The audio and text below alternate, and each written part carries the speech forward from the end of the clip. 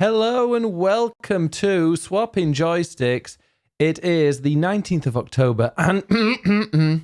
Wow. Sorry there. Is that frog? Yeah, the frog in my throat. And it is we are live on a Wednesday, which is very unusual, isn't it? But it won't be. It won't be. No, we are now... Well, do you want to tell the listeners? Tell the listeners. Well, we're doing Wednesdays now. That's the news. Yeah, that's true. We've moved into Wednesdays. We moved from... Because a lot of events that we go to seem to be on Thursdays. So we have now switched to Wednesdays. You say that as if we are the most social, popular people in the world. Like, there's so many events on a Thursday. We just couldn't possibly do the podcast. Yeah, I mean, well, it wouldn't. But also Wednesday, middle of the week, we can chat about whatever's been going down. Thursday's like near the end of the week, so all the news is kind of about to come out. Because usually, like, if we stream and talk about games on a Thursday, so many games come out on a Friday. Whereas now we'll only be one day less out of date. As a news reporter, that makes absolutely zero difference. But sure, let's go with that as an excuse. May the Wednesday be with you and treat us. Yes, so apparently, Geek Herring, great podcast. Go to geekherring.com. And I think that's right. Is that geekherring.com? It is .com. Or .co.uk. I think it's .com. Or .au. What's Austria? But yeah, if you go to Geek Herring, I think they've been having some issues streaming on Wednesdays. So hopefully it'll be better for us than it is for you. It is geekherring.com. We were on there quite recently. Mm. Well, we weren't drunk as well. I had one. Well, I wasn't. Maybe you were. No, I had one glass of wine. That's it. But now it's going to be weird because when we do the podcast, I'm like, yay, tomorrow's Friday. Oh, it's not. It's only Thursday. No. But anyway, we're going to be on Wednesday because we're out tomorrow. Can we? Well, today's hump day, so that makes sense, doesn't it? Exactly. We can hump on stream. And we're going to be playing Zelda The Wind Waker a bit later. Mm. And also opening a box. So, Ed, what are we doing tomorrow? Are we allowed to say? I don't know. Maybe. We're going to a thing tomorrow, which is kind of what started this all off, is that I received an invite to a thing, and we decided, you know what? Stuff happens on Thursdays. Not much happens on Wednesdays, so why don't we change? Yeah. But it's a launch event for a game that you have played this week. That's true. I'm going to be talking about it super soon. I've been playing. In fact, should I talk about it now? Why don't we talk about what we've been playing? Wow, see, already there. 1940. Only what? Wait, actually, the stream's. It's been on for nearly 3 minutes, and we're already talking about. That is super soon. We're already talking about games we've been playing. But yeah, I've been playing the incredible, and I'm going to say straight out the bat, it is an incredible game. Mario and Rabbids: Sparks of Hope, which comes out tomorrow, I believe, the 20th. Did it spark joy? It really did spark joy. Yeah, it's such a fantastic game. If you like the original, if you liked the original, you're probably raving about it anyway, because it's one of those games that people who played it love it, find it fantastic, and think it's incredible. They call it severely underrated because it was kind of released at the beginning of the Switch cycle when, Breath of the Wild was out and 1-2 Switch, all the best games. And how far did you get in the first game? I played a lot to understand the mechanics. I understood what was going on there. That's about 2 minutes. I have one regret though. What? I never got to that opera level. Well, tell them about the list. This is the thing, Ben. You need to stick with things, and then you see the best. No, of them. But then you play a game for a little while. You kind of get the mechanics. You understand where it's going, and you're like, right, okay, I'm going to spend my time playing a different game. Well, we will get to what I've been playing, and I wasn't going to talk about this, but yes, I've been playing the first Mario and Rabbids, and I'm presuming there are 4 worlds. I've just started the 4th one. But over the weekend, I played through the entirety of the 3rd world, which is a sort of haunted house kind of level, at the end of which is an opera boss, which is called Phantom, and it is a hybrid between a rabbid, a boo, and a gramophone. And it sings opera and sings taking the piss out of Mario. And it is not as good as the Great Mighty Pooh from Conker's Bad Fur Day, but it's close. Wait, so it's a boo, so it's a phantom, and it's an opera singer. Yes. but it's not Phantom of the Opera. No, Oh, okay. They're not allowed to get. They don't sing that. no. But yeah, and it's an amazing boss. It's really fun, and has been the absolute highlight for me of the first game, which I will surely finish, and you will. You can tell me about it. You will not. No, you can tell me about it afterwards. Yeah, the Great Mighty Pooh is one of the greatest and mightiest bosses in gaming. Great Mighty Pooh. Have you ever seen it? No. As in Pooh Bear? No, as in it's a literal turd inside a shit mountain, and it sings. It literally sings opera. In Conker's Bad Fur Day? Yeah. No, I never played it. I am the Great Mighty Pooh, and I'm going to throw my shit at you. A huge supply of tish comes from my chocolate starfish. How about some scat, you little twat? I believe are the words. Wow. Yeah. That was I a game played that for when kids. I was about 12. Yeah, isn't that a kid's game? It's definitely not a kid's game. Okay. It just looks like it is. And is it worth a stream? Do you really think you'll survive in here? You don't seem to know which creek you're in. Sweet corn is the only thing that makes it through my rear. How do you think I keep this lovely grin? And then there's a third verse. I was going to say you're testing me. You don't give a shit, and I'm just remembering. I'm enjoying this. This is I'm going to sit here with my cup of tea. Oh, God. Yeah, it was in development as a kids game, but they decided that there were so many kiddie cutesy platformers that they would turn it into an adult game. I remember you're like a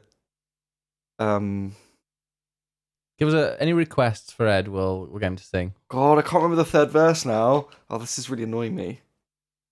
By the way, if anybody, how's the sound before we go into what the third verse of the Pooh song? Yeah, I'm trying to remember. Is it a game that's like worth a stream? No, absolutely not. Oh, is it bad? It's an amazing game, but I think it's probably like really dated now. I imagine there are lots of like the opening level is a sort of typical snake eater. That's a great tune. It's like a sort of farmyardy kind of level, except for there is a bee that wants to pollinate a flower that has massive tits. This isn't like my kind of game. Why didn't I play this? Is it on Xbox? To be fair, you would actually love it because it's incredibly juvenile humour. No offense taken. But yeah, it's a great game. I think it is. They remastered it / remade it slightly on Xbox. I don't think it is TOS, to be honest. Is it not? Oh, it won't be added. It won't. It's not like genital jousting, is it? There's a cow that you have to feed laxatives to make it shit everywhere. Drugging cows. Great. There's just, and then there's a shit mountain. It's an amazing game. If you're like a 12-year-old child, it's the best thing ever. Anyway, we were talking about Rabbids, so Rabbids. Let's go back to that. Rabbids. Yeah, so I've been playing some, the Rabbids Sparks of Hope. I played a bit of the original. It just didn't grab me. No, but it was a really fun game of what I played. And this one is doing everything but better. So I'm going to give you a little spoiler-free update on it because I'm only at the first world. I haven't done the first boss yet. But yeah, straight away kind of gives you a very, very loose tutorial. Throws you in within about 20 minutes. You're there going around in a pretty much open world area. And so they threw me at this. For those of you who don't know what Mario and Rabbids is, it is it's a turn-based tactical action RPG, which I believe is what they call it. But when it's turn-based, it's not necessarily like it's your turn, and you can move your characters as many as you want, wherever, in whatever order you want. So it's not like it's this person's turn, then it's this person's turn, then it's this person's turn, which can grate a little bit like in, for example, in Divinity. Whereas this one, when it's your turn, you've got a lot of freedom in what to do. Instead of kind of moving around in blocks, you're kind of free roam. It'll tell you where you can go, and you can run around that area and go as far, towards the edge as possible. You're not like limited to a grid. The only time you are frozen in place is after you've fired your main weapon. So you move to wherever you want to. You can bounce off your teammates, get a lift to get, to go a little bit further. You've got some specials. You have these special abilities. There's a couple that each of them have. And then, so you look at it and you're just trying to kind of beat the opponents, however many there are, based on, like looking at how you can manipulate the tactics. And it's great fun. And I've currently got, and obviously every character you've got has their own special, unique power. Like Luigi's an amazing sniper with a bow and arrow. Mario is great. Hang on, with a bow and arrow? Yeah. He uses a bow and arrow now? He uses a bow and arrow, yeah. Interesting. Yeah, no longer a sniper. It is a bow and arrow. Mario is, if I remember, is just like a general all-rounder. He's boring because he's Mario. Yeah. There's a new person that's joined the team, which I won't talk too much about, but he does remind me a little bit of Squall from Final Fantasy VIII. Interesting. He has a big blade. Is he a bit emo? Yes. Okay. He has emos in wears black and leather, but also has like kind of yellowy hair. Black emo leather? Yeah. Wait, do you mean Cloud? No, I mean, do you want me to show you a picture of him? No. Okay. He's called Edge, and it's not the wrestler. Okay, interesting. But yeah, Edge has joined, but I love Rabbid Peach so much, so I keep trying to use Rabbid Peach. But what I'm doing at the moment doesn't really use Peach. In fact, the best one that I've found so far, apart from Luigi, is actual Princess Peach. She has an umbrella that she turns, and she has like a cone attack that does a ridiculous amount of damage. In fact, I was streaming this on Monday, and a few people were like, what the hell? Like, I could kill like 12 opponents within a couple of rounds without taking any damage whatsoever, just because of Peach's special ability. Being a fair way into the first game, I have a lot of questions, which I'm sure will be answered when I eventually play this. One of the things I really like about the first game is the fact that it is very rigid on a grid. And to me, it feels less like a strategy game and more like a puzzle game of being in the right place, but it's all very strict, very strict rules. Yeah. And I can't imagine it being freeform and having to sort of hide specifically behind cover and things like that. How do you find that?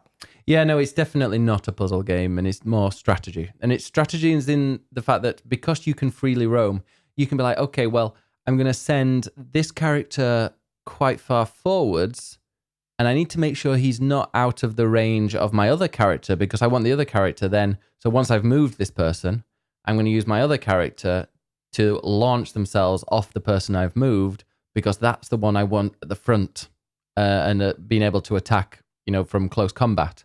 So I'm like, okay, well, Luigi, you go forwards a little bit because you do great sniping. So I'm going to move you here quite forwards. But then I'm going to use Mario to bounce off Luigi and get him to use his little umbrella to go as far as possible so that he can use his close combat attacks or his gun that he uses at a much closer distance. So you're trying to kind of work out who you want in what position and where, but you've just got a lot more free choice of where to put them. It's not, but yeah, you want to keep them near cover, because when they are near cover, as soon as you go off them or you finish their turn, they'll automatically go behind it and hide. Oh, okay, that's good. Yeah. My other question is in terms of the team makeup and how different they are and how much you can swap between them, because what I'm finding in the first game is that I really like Rabbid Peach because obviously, and I really like Luigi because obviously, and I keep finding myself basically using them all the time, and you have to use Mario all the time as the leader. Oh no, you don't. Which I swapped. I swapped him out. In fact, I think he was not even in. Mario's like my least favorite character in the first game, and I would much prefer to use somebody else. But I end up using him, Luigi, and Rabbid Peach all the time. And whenever I switch in someone else to sort of mix it up the strategy for myself, I end up screwing it up and I get annoyed. So I end up sticking with the same ones all the time. Yeah. Which is starting to become a little bit repetitive, and I just wish I could swap Mario out instead. Yeah, I'm pretty. Oh, as far as I remember, I'm pretty sure I didn't even use Mario. I've read that you can. Yeah, well, the Edge came in, and it was Edge. It was Edge and Rabbid. Oh, it was Edge, Peach, and Luigi that I was using, because I don't even remember where. I think I hadn't even rescued Mario at that point. I can't remember exactly. I've slept since, so I don't remember anything about the game. But yeah, it's also a weird ramp in difficulty in areas, which is similar to the first one. Like the first areas I was going through, not even taking a single hit. And then I got to this boss, and I was down to... So you get about 600 health with the various level ups and stuff that I've done. And yeah, so they had 600 health, and I think I had, out of the 3 characters I had, 2 of them were down, and the last one beat the boss with like 36 HP left. So it was with the very last throw of the dice. Were you just not very good at it, man? Oh yeah, no. Thing is, like, you look at that and it's a complete mess. You can either kind of stumble through it, or you can then go and redo it and probably wipe the floor with them, because you know exactly what you need to be focusing on whatsoever. Like there were ads. There was the main boss, and then there were a bunch of ads around it, and then more ads started spawning in. And I'm like, okay, well, I should have just focused on the boss. And also, this boss, if you get close to it, will go and instantly react to any attack that you do on them, and so you need to get some people that have got a decent, long range attacks. So it was, it's a really, and the great thing is at the beginning of each battle you can actually like look around. I don't know if you could in the first one, but you can, yeah. Okay, well, you can look around the battlefield, assemble whoever you want, but also you've got your skill trees, so you can level them up and choose where to focus on. Nath Gaither says, I'm sure if you're good, you can do well the first time, Ed. Which is what Ed would try and do. And then when he doesn't get it right the first time, we'll get very angry. Oh, I'll scream and shout, yeah. That's for sure. Exactly. Yeah. So, it's also very funny, because it's Rabbids. And Rabbids are hilarious. So it sparked joy, and you would recommend it? Spark joy, and I definitely would. And I'm hoping tomorrow will also spark joy. We'll see. Mm-hmm. We'll find out. But yeah, no, it's great, and I can't wait for the next, because obviously you're gonna be able to go from world to world, and the idea is that you're in a rocket and you've got to get to a certain place, and then to get to that certain place, you need to get energy, and you go to each of these planets to get closer and closer. And I imagine, I'm really intrigued and quite looking forward to seeing where the next planets are, and like what their biomes are like, and what the planets, because they've all got really weird and interesting and colourful characters, just like the original. Also, there's quite a lot of side quests. Well, I went there, and there were 4. Nice. There was like the main story, and then there were 4 side quests that I could have done. So I went and did like 2 or 3 of them, and then did a little bit of the story, and then there was like another 3 side quests added. So they do keep adding various things. Like on a map, you first go there. Well, when I went to the first major planet, I went there and I was like, okay, it's relatively small. I'll do the little side quest, do the main quest, and then we'll go on to the next one.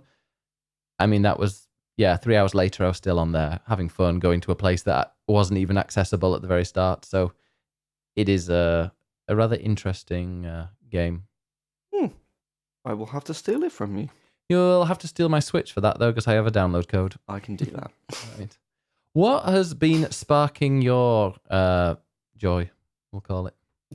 Sparking my joy. Yeah. I'm not tickling your pickle. Well, it's been sort of sparking my joy a bit. This week I have been playing Pokemon Shining Pearl. Oh, that's very kind of you for playing the game that I gifted you. After how long? 2 years? 1 year. Okay, and a half. And did you play Brilliant Diamond yourself? I did. And how long?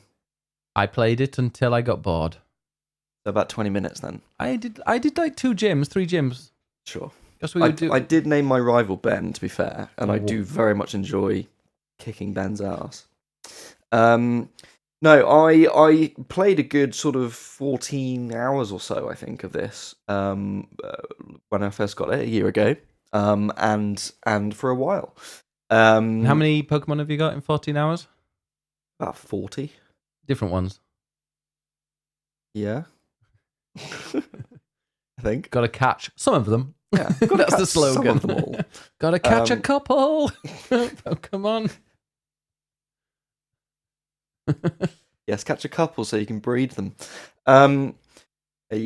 So no, basically because Scarlet and Violet are out next month, and the more I see of that, the more I am intrigued and excited to see what they're going to do with it, where the series is going next.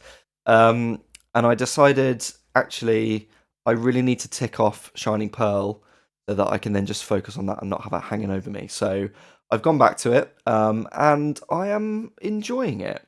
There are things that I definitely don't like about it. I really don't like the art style. I'll be honest.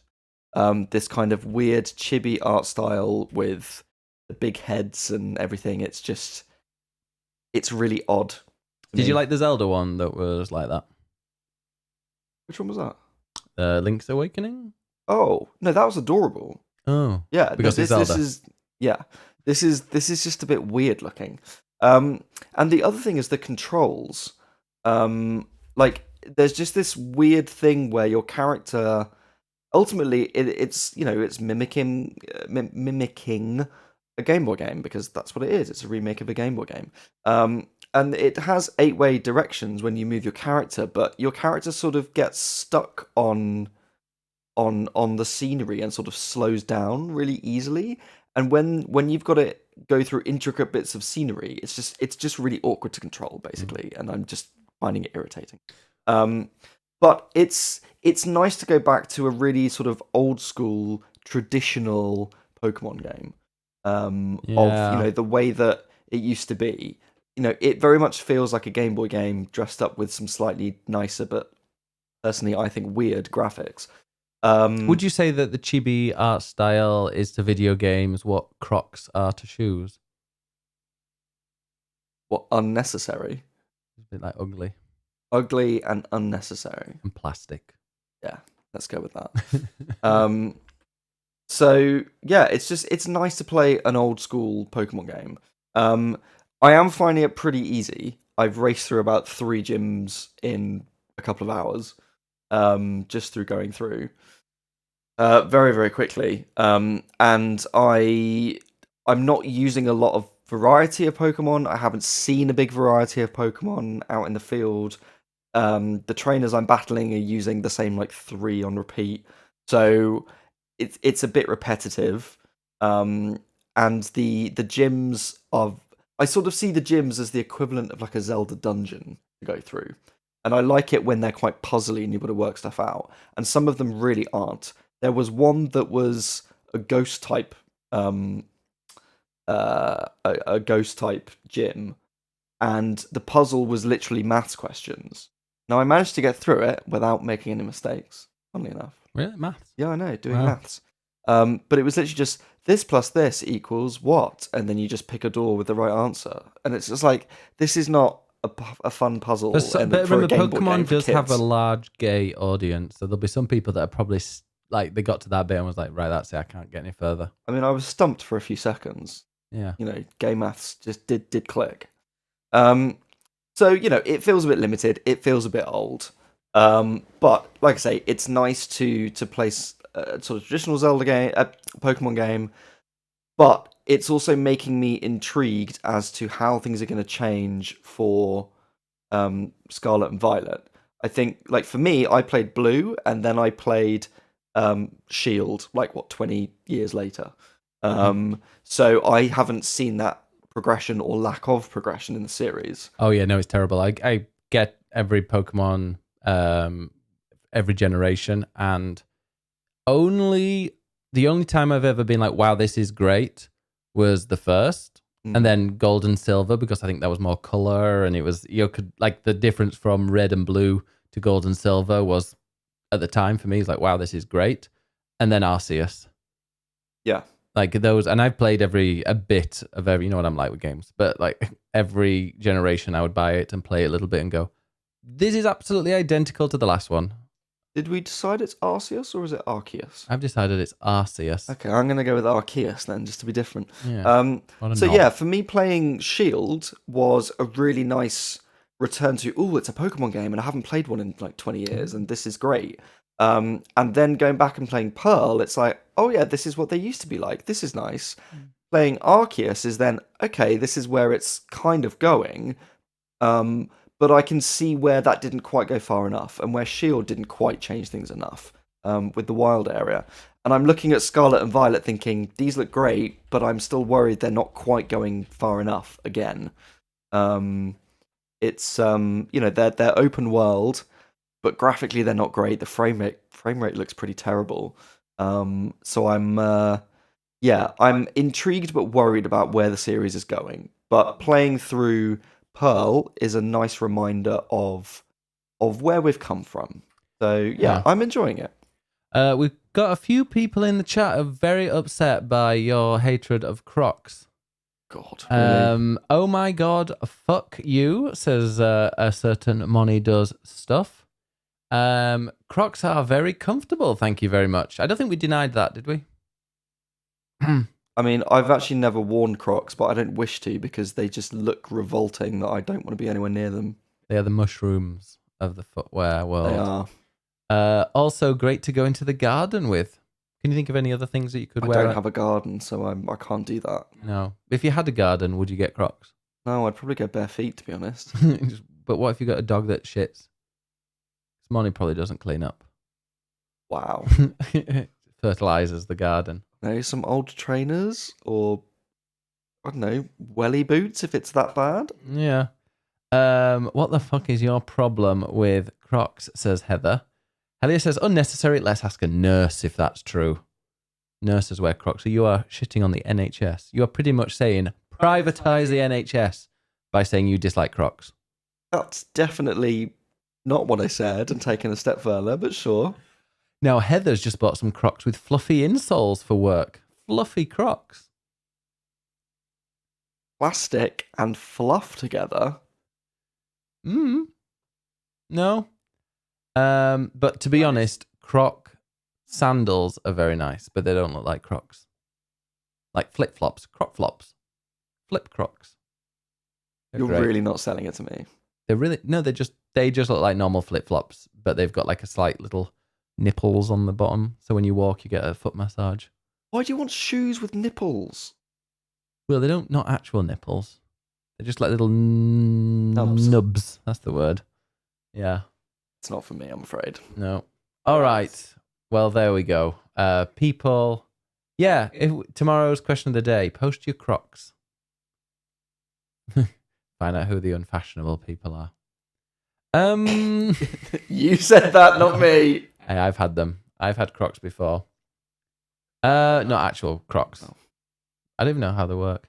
What about Final Fantasy? I've heard you've been playing Final Fantasy. Well, you saw me play some Final Fantasy. You helped me work out what the hell a retainer is. So now I have a little Twinkie bunny boy who carries all my shit around for me, which is lovely. So that's nice. I have finally got up to MSQ level, which means that I have finally actually done some more of Stormblood, which is a joy. So yeah, I am. I'm definitely going to keep playing some more of that. As healer, as your main. Yes, healer as main. I don't want to be a downer, but when in Shadowbringers especially, and then definitely Endwalker, the duties and especially the raids are very, very difficult and have very obscure mechanics, or mechanics that you need to know going into them. So as a healer, you'd be going in there not really knowing what the boss mechanics are, and then dying and letting the whole team down. Whereas a DPS can be rezzed, a healer can't. Okay, firstly, I have not spent the last year leveling very slowly a white mage just to not use them. So that's not going to happen. And secondly, this is where you come in, because then we play together and you can be the tank, so you can lead things slowly and give me the chance to learn as we go. But yeah, I don't know mechanics either, so it'd be, if you're the healer with not knowing it and I'm the tank who doesn't know it, we're screwed. That's fine. Oh. Well, it'll be fun. You won't be perfect the first time. Yeah, that would be terrifying for you. Yeah, I mean, that's true. But we'll see. I have been playing a little bit of Endwalker, though. I did the last, about twice. I've had two. lengthy gaming sessions or playing Endwalker. I'm about level 80. Well, I am level 84 main story quest. My character is level 86. But yeah, level 84 main story quest. I won't say any spoilers, but I thought it was quite slow. And I think I might have mentioned this before. It was quite slow, just loads and loads of cutscenes. And just going from like one area to another, doing kind of simple things and being like, okay, that's great. There's lots of talking. And now, boom, they gave me this dungeon that was just wild. They sent me into a trial, which is like a boss fight, which took us well over an hour to complete because we kept wiping because it has some obscure mechanics that people weren't quite learning. But, we were learning because we got further each time and then eventually we did it. So that was, a sign of progress. That's teamwork. That's learning. That's lovely to hear. And then they sent me to a brand new area that was pretty incredible, and I won't spoil it. So please don't. It is, it's grabbed me again, and I can't wait to play some more. I also can't wait to play some more. When are you playing some more? Well, I am trying to make sort of Sunday evening my Final Fantasy night, where every week I'm going to play it, and yeah, just make an effort to play a little bit every week. But I might do some more in the week as well. Maybe I don't know. Wednesdays. No, Thursdays, I mean. Maybe Thursdays. Maybe. You do that while I do some editing and things like that. Done. Follow me on TikTok, so I'm going to do some videos. It depends what time we get back tomorrow. I might go and add one, maybe record one. Shameless plug. Depends how many drinks I've had. What's your TikTok, Ed? I don't have a TikTok. No. All right. Well, you just follow. He's got an alt for the porn TikToks, which apparently are a thing. I didn't realize. I thought. What, porn TikTok? Yeah. I've not. There's porn everywhere. Yeah, but I didn't realize there was porn on TikTok. Somebody told me there was, and I haven't seen it, so it might be completely wrong. Well, now I need to follow it. Is there a porno TikTok? Definitely porn Twitter. Oh yeah. We all know that. Now it's just circles. Everybody's got a porn Twitter. You should see Ed's circle. I'm not sure if you're trying to make that rude or maybe. I'm not going to bend over on stream. Well, TikTok. Oh no. Very nice. Or TikTok. They take down every single nip slip or bare cheek right away. That's strange because they take down nudity, but they don't take down like hate and. Well, no, actually, they used to take down. Well, they didn't. Anybody that used like LGBT in their, like in the tag, it wasn't like pushed to people's front page and stuff like that. Because isn't TikTok.us? Or is it .com? I have absolutely no idea. In my head, it was always .us, even though it was a Chinese site. Weird. Yeah, a nip slip is taken down right away, but hate speech, homophobia, transphobia, racism is obviously kept up because what is it? Social media. It's Chinese, but I always thought TikTok was .us. I thought they used that web page, but maybe I'm wrong. I think you are wrong. I wouldn't. Yeah. It is .com. Okay, so I always thought it was .us. What's the one that's .us? I honestly have no idea. Okay. Well, any other games we've been playing? No, but I think we should talk about the news. Well, no, should we see what the people have been playing? Oh, of course. Sorry. Wow. Just forget to hear from the people. All right, then. Let's go and see what the peeps have been playing. Go on, I'll let you do this. Much more than earlier. Yes. So, Moon Princess is still playing Dreamlight Valley. You'll have to let us know what you think about Scar. Because that came out today. Oh, okay, yeah. Yeah, so you'll have to let us know about that. And more Ocarina of Time randomizers. Very nice. Jinx says, Wild Flowers has my complete attention this week. It's a lovely, witchy farming game with all sorts of diversity. Let's just say there's a rainbow flag flying at Town Hall. Yes. The plot keeps thickening the farther I go. We love a thick plot. It is beautifully layered and completely voice acted. Good one for you. No voices needed. What do you mean? The art is gorgeous, and you can pet the cat and maybe possibly take a spin being her too. Now, I've heard of this game. It sounds very, very cute. I've just remembered. I played Coral Island. Oh, that's true. Yeah. Maybe I will play more of it and talk about it next week. But I love Coral Island. I think the potential for what they've got there and what they already have is something that could eclipse Stardew. I mean, Stardew obviously has its mods and things, but Coral Island just has. I mean, I will be doing I'll be making a video on that in the next week probably. So check that out. But yeah, it is vast. Not just the map, but the amount of things you can do. There are a bunch of things like there's even a pet shop where you can buy, puppies and traffic them. But that doesn't now open. I need to play more. That does. Or is it a cat one? Maybe I think it might be cat or puppy. I think it might be a puppy, but that's coming out with their 1.0 release. So there's a few things that look incredible, even more than what they've already got. But a lot of them are like, yeah, we're bringing this out at 1.0. Nice. And there are animals around, and you can go and greet the animals, and you can be as gay as shit. Excellent. I went to the I think it was Pablo who works in the blacksmiths. And he was like, I didn't realize. Is he who's taking your fancy? Yeah. Yeah, and he was, I went there and he said, oh, hey, I didn't realize the new farmer was this cute. I'm like, okay, I'll sleep with you. Oh. They just need to show a bit of interest. A small compliment, is that all it takes? That's all you should know. Pretty sure I didn't compliment you at all, but okay. But there we go, Wildflowers, says Jinx. Maybe you should give that a go as well. Maybe, yeah.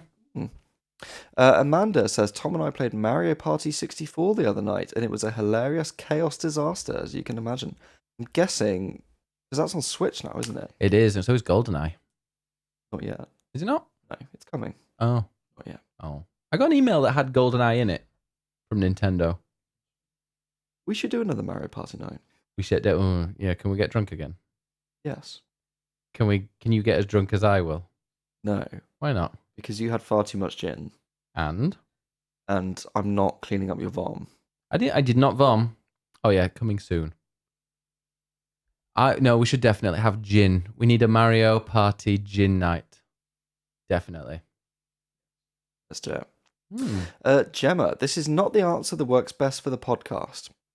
Thank you anyway. So I thought Gemma said something different in this. Okay, so it's called Homo Farm, which clearly from this distance you read as Porno Farm. I did, yeah. Well, especially when she said it's not great for the podcast, and I was like, oh, Porno Farm. I was like, is this going to be TOS? Yeah, no. Pomo Farm, as in Pomodoro, as in tomato. No, okay, I prefer Porno Farm. I think Porno Farm. Someone needs to make a life sim called Porno Farm. That TikTok? Yeah, no, not porno. Yeah, no, it's animal cruelty videos all over TikTok. Get your nipple out. No, that's very different. Yeah. Anyway, Pomo Farm, which is a gamified Pomodoro timer. It runs for 25 minutes while you work on your tasks, and then you get 5-minute breaks. In those 5-minute breaks, you run a farm with a little duck named Tomato and a seed-selling mouse named Sunflower. You earn skills, you water crops. It's super, super simple but adorable, and it's helping me get through my mountain of a to-do list. I also love that the duck farmer is named Tomato, because the Pomodoro method is named after the Italian word for tomato. Oh, tomaquet in Catalan. There you go. So yeah, it's basically like a productivity game, but that sounds very, very cute. Would you rather play Porno Farm or Animal Cruelty Farm? Porno Farm, obviously. Okay, there we go. Yeah. Literally like watering dicks. Yeah. Yeah, go and let the dicks out. Take the dicks for a milking. And then selling the produce. Yeah. At the local store. Exactly, yeah. Don't pluck the tits.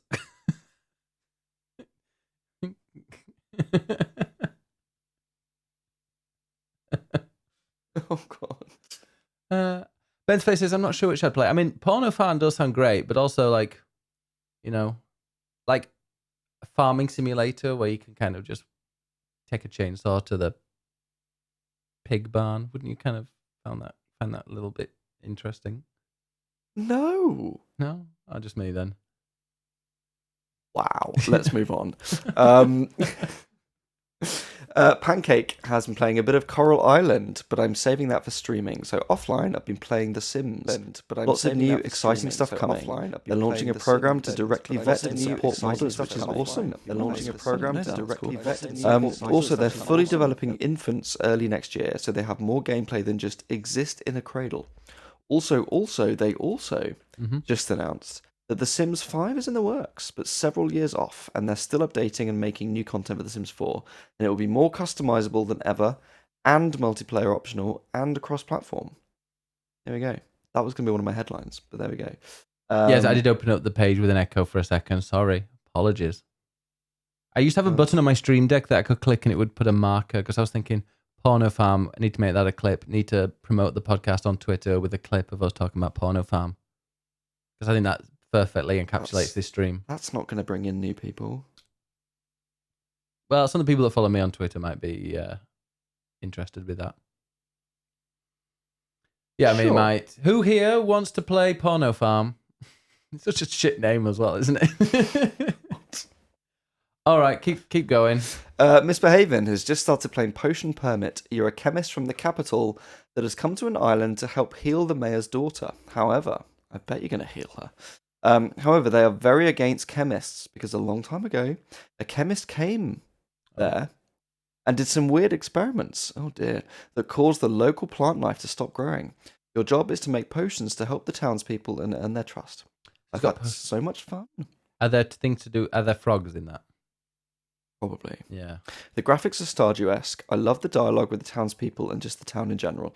There are broken down buildings, and as you earn the trust of the villagers, they will start rebuilding things around town. I think that's a really fun mechanic. It incentivizes you to interact with the townspeople, whereas most games, there's no real consequences. For not talking to them. That chili. It is. It's the chili. It's coming back up. The harvesting is really fun, and if you don't want to harvest, you can do quests and odd jobs around town. I'm loving it so far. Wait till the chili goes out. Oh. Poor Boots employees, yeah. Lastly, Jackson, Shatterline is the game I've been on. It's a free-to-play multiplayer roguelike from Ukraine. I'll be shatting more than a line later after that. That was You'll be shatting a hole. Be shatting up the walls. Yeah. You know it's bad when it goes around the rim of the toilet. It will be shatterlining arse piss. Yeah. Got all the old ass piss. Oh, anyway, so porno and shit. We mentioned that in the space of 10 minutes. So, what's been happening in the news, newsman? Well, you could get the news stories up. We can tell the people. Get them up. Right, where are we? Which one do you want first? Bayonetta 3 or customizable? No, let's not spoil it. Sorry. Wow. What do you want first? Would you like number 1, 2, 3, 4, 5? If you go for number 2, because we're just discussing this, which is there was an update for The Sims, a Sims Summit from EA earlier in the week, and the big news from that is they gave a super early look at the next Sims game, which presumably will just be called Sims 5, but they're calling it Project Rene or Rene. Rene. What about if they just call it The Sims and then it's just constantly updated with packs and a subscription model? Well, lovely. I still think The Sim. I mean, I have never played The Sims. I've watched a friend play it when I was about 10. I love The Sims. I remember I've never actually sat and played it. I remember when The Sims was difficult. Like, you would be dying, covered in your own piss, starving to death, out of work, trying to get them to work while they've literally just pissed in the hallway and haven't eaten for 24 hours, and I'm there sending them to work, and then they collapse. So that is... I remember when The Sims was... I mean, that was Biggest Brother, that was intentional. But no, I remember Sims used to be difficult. Sims 1, especially the Sims 1 was really difficult. Especially when you make them go to work, especially when there's like more than one person in the house. 2 people maximum in a house. Yeah, 2 people in a flat is chaos. It's not good. Well, no, everyone should definitely live alone. That's true, yeah. Yeah, I mean, you can get your cheats in and stuff, but then the second you put cheats on, it just doesn't feel fun. And I used to play it on PlayStation 2 or whatever it was. Or 3. No, I think it was 2. Anyway, Project Renee, or however you want to pronounce it, is chosen to reflect words like renewal, renaissance, and rebirth. It's described as the next generation Sims game and creative platform that will reimagine the Sims you know and love with new ways to play. There we go. More Sims on the way, but a long way off yet. But I think a subscription model would work because I think a lot more people would subscribe to that than who. I mean, a lot of people do buy the packs and they make a shit ton of money from those. But having a subscription model will surely mean even more people go and subscribe to it. So those people who are putting in hundreds and hundreds of pounds to get the latest content, they'd get a bit of a break. But those people like me who've got 1 or 2 packs are going to be like, well, actually, I will pay for a subscription model where I pay, so-and-so a month because I'm going to play The Sims for quite a while and I'm going to end up putting in more money. More people putting in a little bit of money will make them more money, like Game Pass model. So basically what you're saying is you want to waste more money on not playing another game like you did with Final Fantasy XIV? Yes, although I'm playing Final Fantasy XIV now. But I wouldn't have a permanent subscription to The Sims. I would play The Sims for however long and have a subscription for that time, and then I would stop it. Moni would have a permanent subscription to it, though. Yeah. Moni loves a subscription. Do you like free mods? Right then, what would you like as next? Let's go with number 1. All right. Which is the big news. Oh. That began over the weekend. Call of Duty Modern Warfare pre-order and play the campaign up to a week early. Oh, sorry, that's just an advert. A massive advert. Yes. No. It's the big news that started at the weekend and is still ongoing, which is all about the voice actresses, I will say, for Bayonetta 3. So this kicked off at the weekend where Helena Taylor, who is the voice actress for Bayonetta in the first and second game, released a series of videos where basically she explained that she was offered $4,000 to be the voice of Bayonetta in the third game, and she declined that because she didn't think that it was enough money, and which it's not. to be fair, it is not. $4,000 is not a lot of money for the work that she would be doing, voicing such an iconic character, or however long she was doing it for, and considering the amount of money that this game will likely make. Now, that said, it's not going to make a huge amount of money because it's a Nintendo game only, and it's actually quite niche. But yeah, she called it an insulting offer. Now, what she said is that what Platinum did was not illegal, but it was immoral in her view. It was in line with union standards, but it shows that the standard is very, very low, and voice actors absolutely deserve to be paid more. And that is the bottom line of this entire argument. And this whole thing is that it has kicked off a debate and a conversation around how much voice actors deserve to be paid. And it's quite clear that they're not paid enough and they deserve more. And that is the baseline. From there, things have really kicked off. As part of her video series, she basically called on fans to boycott the game. And that has caused debate. I'm not sure if boycotting the game is really the right thing to do here. I appreciate that she is obviously very hurt, but at the same time, a lot of people are involved in this game that deserve their work to be seen. Jennifer Hale, who is now doing the voice instead, she's known as doing Rivet in the latest Ratchet & Clank. She was FemShep in Mass Effect. She's presumably done a really good job, and her work deserves to be seen. She is an anti-vaxxer, though, isn't she? She is an anti-vaxxer. Nobody's perfect. So, it's difficult to say, right, boycott this game just for one person. I don't think that will make a difference in the grand scheme of things. I think having the debate and the conversation about standards and pay should happen. I don't think that boycotting this game in particular is going to make a difference. Hideki Kamiya shut down his Twitter account, or had it shut down for a while because he was receiving so much hate. The hate then moved on to Jennifer Hale herself to say, why have you taken this role when she's just the voice actress who needs work? A lot of people are speculating that she probably is receiving more money than Helena Taylor was offered. And hey, maybe she was. But that's her choice to take a job. Yeah, when you take a when you take a job, you look at the offer. You don't think, oh, is somebody? Yeah, it's not her. Yeah, maybe somebody said like, oh well, it should have been up to her to find out why, because Bayonetta is obviously not her that she's taking on this role. She should have found out why. And I'm like, no, that maybe the previous person was busy, or maybe they turned it down. It's none of her business. She's been offered this role. She's got every right to take it. Yeah. And then a lot of the hate has turned to Jennifer Hale, and she has actually overnight, but earlier today that I wrote the story, she has been asking fans to basically be kinder online because there's just so much toxicity around it. What has since come out in new reports is that Helena Taylor may not have been telling the entire truth.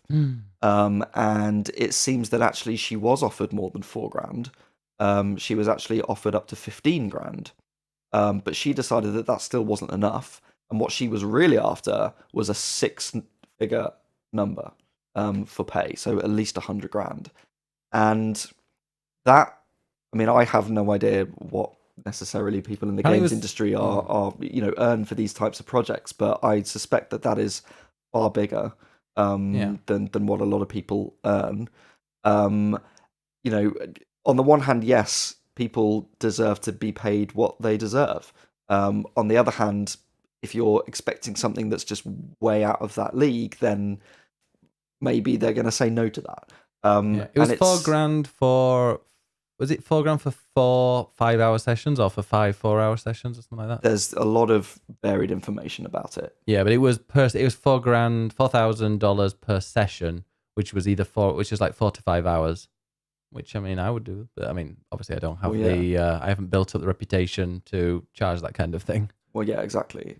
And so the jump from $4,000 to 100 grand is pretty large. Yes, she deserves to be paid accordingly to her talents and her training and everything else that she said. But there's so many different things happening in this debate, and it seems to have really heated up, and loads of other voice actors have weighed in. There's people on both sides saying, well, who's really telling the truth here? What really happened? And I feel like Jennifer Hale is now taking the brunt of that, which isn't really fair on her. And I do fear that the bottom line of this conversation, as I said, is about people being paid fairly for their voice acting work. And that is the bottom line that I fear is going to get lost in all this. Oh, who should play the role? Who originated it? How much did they get paid? Is the fact she's kicked off about this, are people going to want to work with her anymore? Like, has she now ruined her career by doing this, by standing up? But yeah, how does she think she's being offered? Well, Platinum have said, and there's a couple of people that have corroborated the story and said, no, that's right about the 4,000 per session, not for the whole recording. So like, is it that she got the wrong end of the stick? Did her agent mistranslate the contract negotiations? How did she go from making this multiple tweet thread video, calling him out, saying how terrible it was, to actually being like, well, maybe this isn't what she was offered? Why would she make that video if it wasn't particularly true? Yeah, it's weird. It's a complete mess, but that is the big story of the moment. So yeah, keep an eye on that. I'm sure there'll be more to come out on this. I'm sure people who love Bayonetta will still play it, and because boycotts don't necessarily work. And I'm sure Jennifer Hale has done a really great job at voicing the character, and I'm sure it's a great game. But equally, pay voice actors. Yeah, and both are true.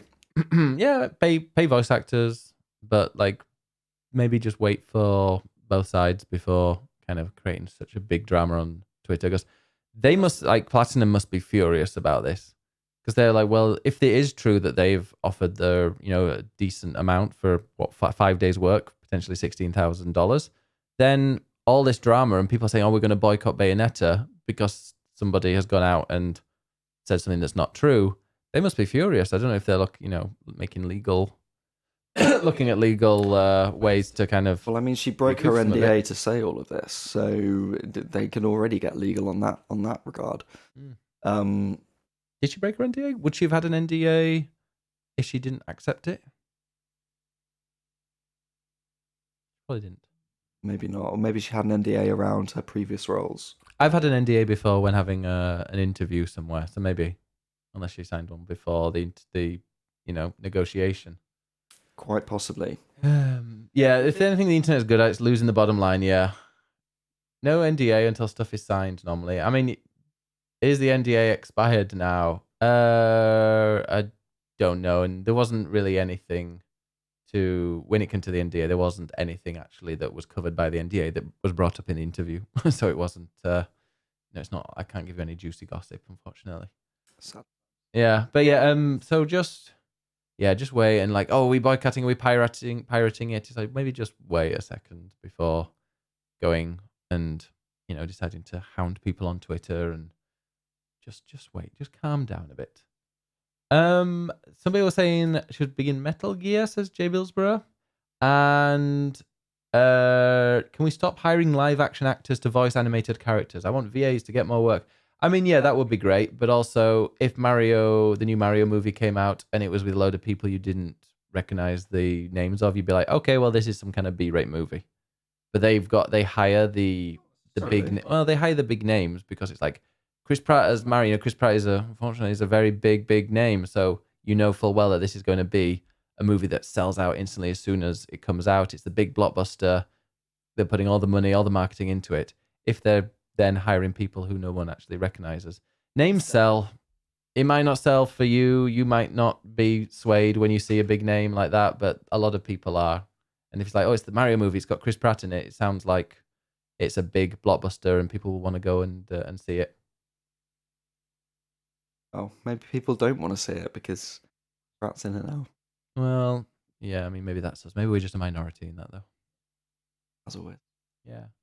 People don't want to see... I mean, yeah, Chris Pratt, there are people who dislike him because he is with that church stuff, but we're not the majority. 99% of people who are going to see that movie will have no idea about that. I think we sometimes forget that we're in a bit of a bubble. Yeah. Right. Also, I got into I deleted my tweet because so I found out that what's her name? The original Bayonetta, Helena Taylor. She follows one of the vilest people in British politics, a woman called Caroline Farrow, who is massively anti-LGBT, especially anti-T, but she's also, she's very much kind of, we must protect the families. We can't teach people about gender. We can't do anything like that. And they don't interview her on TV anymore, but they did for a while as the kind of shock anti-LGBT voice of the Christian front. And she was an absolutely awful, pretty much like a hate preacher. But yeah, she has been a platform. She is on Twitter, but she's been banned a couple of times for posting really offensive things. And pretty much her entire time is anti-LGBT. And yeah, she's followed by Helena Taylor, whose name I can never remember because I remember it's got 2 L's in it. Yeah, so she was followed by her, and also someone had found a tweet that she'd liked of, that was pro J.K. Rowling. It was an Alison Bailey, who is also one of the chief turfs, that little group. So it's like, well, who knows? Go and make your mind up. I will judge people by who they follow and the tweets they like. Some people won't. But that's up to you whether you judge people by that or not. But she does like a lot of like pro-religious Christian stuff, so I do wonder if she's maybe dropped a follow or liked somebody that is very religious and she just assumed it was kind of a, positive Christian thing. And maybe she wasn't aware of what this person also says.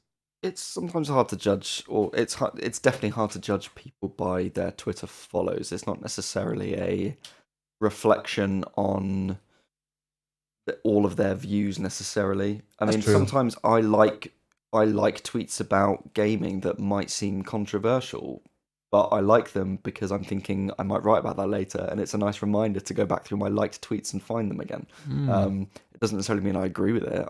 It's a way of documenting things. Yeah, to And be honest, sometimes you follow people out of interest because you think that they're, or you want to know what they're. You might not agree with them, but you want to know what they're following. Yeah, I mean, I follow, for example, I follow Ian Dale, who I actually know a little bit, but he definitely doesn't align with my politics, really. And today I literally followed Harry Cole, who is the political editor of The Sun. Awful person. I really don't like him, but he gets quite a lot of exclusives, political exclusives, so I'm following him because I want to, the latest things. But I mean, yeah, following somebody who only tweets anti-LGBT stuff, why? Why are you doing that? I mean, it's your if it's choice. that specific, then that's probably a fair point. Yeah. Anyway, what's next in the news? You want to click over to the next tab, and then I'll explain about it. Go on. I bet it's about Capcom. It is about Capcom. There are 2 horror newsy things happening in the next couple of days. Tomorrow, Capcom have their Resident Evil showcase, where they will probably be showing a little bit more of Resident Evil Village's DLC, which is out next week on the 28th. But mainly, they are going to be showing more of the Resident Evil 4 remake, which is presumably out next year. So keep an eye on that tomorrow night for the Resident Evil showcase. But this evening, next tab. This evening, there is a Silent Hill showcase. Now, I don't like horror, you know me. What was the shite horror thing that we watched the other day? Event Horizon. Ugh. Yeah, we watched Event Horizon, which... I liked it. Did you, though? I quite liked it. It's a bit silly. Yeah. Well, we watched Event Horizon, and I don't like horror. I don't like cheap horror. I don't like shit horror, so I just thought that was terrible. But when it comes to Silent Hill, I don't know. The movie, the first one, I've only seen the first one because I've heard the others were terrible. The film was brilliant. I loved it. The games I've played bits of and watched people play them. I'm just really intrigued by Silent Hill because I just love the mystery and the ghost aspect of it, and it's not just kind of needless violence. I've always been more of a Silent Hill fan over a Resident Evil fan, but recently I've loved Resident Evil, so the fact that Silent Hill is potentially coming back very much excites me. And if they do announce Silent Hill 2, they will. So there are multiple projects that they are going to be announcing. It's at 10 p.m. this evening, GMT. There are multiple projects, but they spoiled half of them because literally in the YouTube description it had Silent Hill 2 PlayStation. But when you say Silent Hill 2 PlayStation, what's that? Is that going to be a remake? Is it going to be an HD remaster? It's already known they're doing a remake. Like it's an awfully kept industry secret that Bloober Team are doing a Silent Hill 2 remake. Well, I'm very excited about that. And I will play through that on stream as a horror game. Then I don't usually do that. There will be another Silent Hill game that's a brand new one.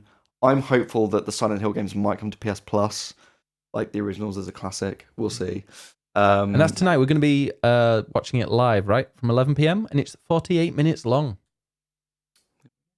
Are we going to watch it? Oh, of course. Oh, well, we've only got an hour of Wind Waker then. Was it 11? Oh, is it 10? Okay, well, we will... Well, quickly. Silent Hill, is it good? Is it good? I've never played a Silent Hill game, and I would love to. But there we go. And then lastly... John said, by the way, why not Silent Hill 1? Why 2? I mean, Silent Hill 2 is one of the best games, and I think that's what the majority of the first film was based on. 2 is definitely loved. From what I know, the first game is great and set things up and was known for all of its fog. But Silent Hill 2 is the pinnacle of the series. It's where Pyramid Head came in as the iconic villain or enemy. Or is it? Well, is he an enemy? Is he a villain? Do I need to play 1 before 2? I'm not sure. I'm not the person to ask. I personally probably would. I think they've got the same lead character, maybe? Mm-hmm. But yes. And then the last couple of bits of news are controller news. So Sony has finally released the price for its DualSense Edge PS5 Pro controller. There's a new PS5 controller where you can basically customize some of the bits on it. It's like a pro version of it, of the normal controller. It costs £210 Fuck off. for one controller. No. It's a cost of living crisis going on, don't you know?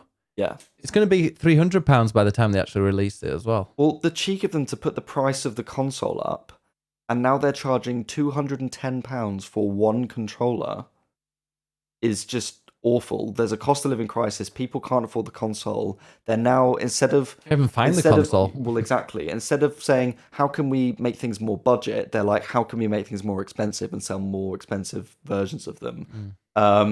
There's also the fact that this has extra buttons and triggers on it, which actually a lot of disabled players use for accessibility reasons, to make games easier for them to play. And they have to pay a premium of £210 because there isn't an accessibility controller like there is on Xbox. It's an absolute joke that this even exists, to be frank. It's awful. On the exact same day, at the exact same time, which was yesterday at 2 p.m. Just as you went on your lunch, right? Just as I went on lunch. Microsoft then announced that they have their Xbox Elite Series 2 controllers, which essentially is their equivalent of an PlayStation Elite controller. Again, you can customize, or you can swap out the controller, the sticks and the triggers, all this sort of stuff. They have now made these available in the Xbox Design Lab, as with normal Xbox controllers, so you can change all the colors and customize them, etc., etc. And that costs well, there's a version that comes with a case and loads of extra stuff, which the PlayStation version also comes with, which is £175. So it's still expensive, but it's cheaper than Sony's. Sony's is ridiculous. Oh, I've just read some of the comments. Can I read the comments to you? Sure. Someone says, wow, even Ed's taking shots at Sony's price tags. Someone says, can't be just dawning on you now that this site has pro Xbox editorial bias. Are you pro Xbox editorially? Clearly. Jesus Christ. Some people need to get out. If you comment, no, I'm not going to say. I'm going to finish that, but you can probably understand how to finish this sentence. But if you comment on articles on news sites, on gaming news sites, ranting about, what the editorial direction is that you've just created in your head, and the last word is yourself. Go fuck. Yeah. There's a fuck and a go in there somewhere as well. Jesus. Some people just get out. I hate the phrase because it's a new phrase, and being an old man, I don't like using new phrases, but touch grass. Go out and look at the sky. Breathe in some air. Go and leave your mum's basement or your dad's basement. Just go out. Loft. Not everyone's in a basement. And keep walking. Oh, dream of having a loft. Well, that was the news for this week. Yes, that's the news. Don't comment on the news. Just read it. Yes, exactly. That was it. That we are done. In fact, we are so done. We're gonna go and play the Wind Waker Breath of the Time HD remaster on the Nintendo Wii Switch. You can't wait. Right now. What? You. You twat. The Wii fuck you. All right. Well, so, that was the end of the podcast then. That was. Where can people go to catch more of you? Where can they find your Twitter circle? My Twitter circle does not exist, but you can find me on Twitter and on Twitch at ed_nights. With an N. And you can find me at Biggest Bennis everywhere, except Twitter, where you can find me at Biggest Bennis 1. And yeah, you can go and listen to all previous Swapping Joysticks and a website called what's it called? What website? No, the previous podcast. Split the Screen. Oh, Split the Screen. You can go and check all of those podcasts out at swappingjoysticks.com. And wait, I just remembered something. Are you ready? Something important. Something very important. I think I miscounted. So this episode is episode 59 of all our podcasts that we've done. 59. Yeah, in my Right, head. we've got 10 more. 10 more episodes until we do a Topless Ed podcast. That's definitely not happening. Yes. All right. Will there be a Formula joystick soon? Says Heather. There will, but it might be a bit delayed because we're going to have issues with the sound and things like that by recording it in the same room. So we do need to settle that up. But yes, there will be the final 3 races. Yes, Japan is live now. Japan is live up there now, so go and see what happened there, and it's interesting. And then we've got the no, I think we've got 4. Have we got the 4? I don't know. Is the Brazilian Grand Prix happening? Because I know it's the US Grand Prix, it is the Mexican Grand Prix, then I think it's the Brazilian, and then Abu Dhabi. I don't know I thought there was 3 left, but there might be 4. Sure. Well, there will be more of that, so keep your eyes peeled. Yes. Peel those eyes. All right, go and say goodbye and all that. Thanks for joining, everyone. See you next week. Keep swapping. What should people keep swapping? Their joysticks.